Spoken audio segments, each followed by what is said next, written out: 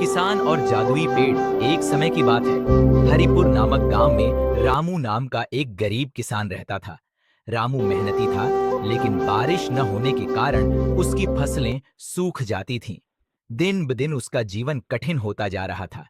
एक दिन रामू जंगल में लकड़ी काटने गया।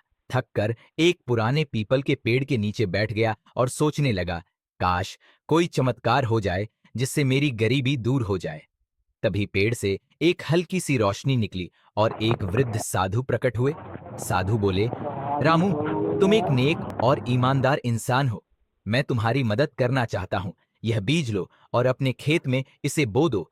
यह एक जादुई पेड़ बनेगा, लेकिन याद रखना, इसका फल तभी लेना जब किसी सच्चे मन से जरूरतमंद को दो। रामू ने धन्यवाद कहा और बीज को अपने खेत में बो दिया।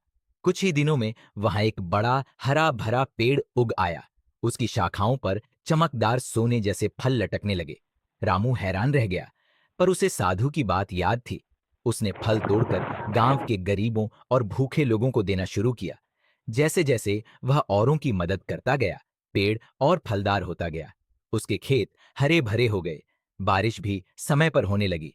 रामू अब पहले से खुशहाल था, लेकिन उसने कभी पेड़ के फल अपने लिए नहीं रखे। गांव में उसकी इज्जत बढ़ गई और सब उसे दयालु किसान कहने लगे। एक दिन गांव का लालची सेठ भूषण आया और बोला, रामू, मुझे वो पेड़ बेच दो, मैं तुझे बहुत पैसे दूंगा। लेकिन रामू ने मना कर दिया।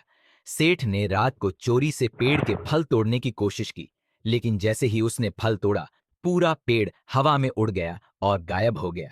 अगली सुबह गांव वाले इकट्ठा हुए। रामू दुखी था, लेकिन तभी वही साधु दोबारा प्रकट हुए और बोले, रामू, तुम्हारी परीक्षा हो चुकी। अब तुम्हारे जैसे नेक इंसान को किसी जादू की जरूरत नहीं। तुम्हारी मेहनत और सच्चाई ही असली जादू है।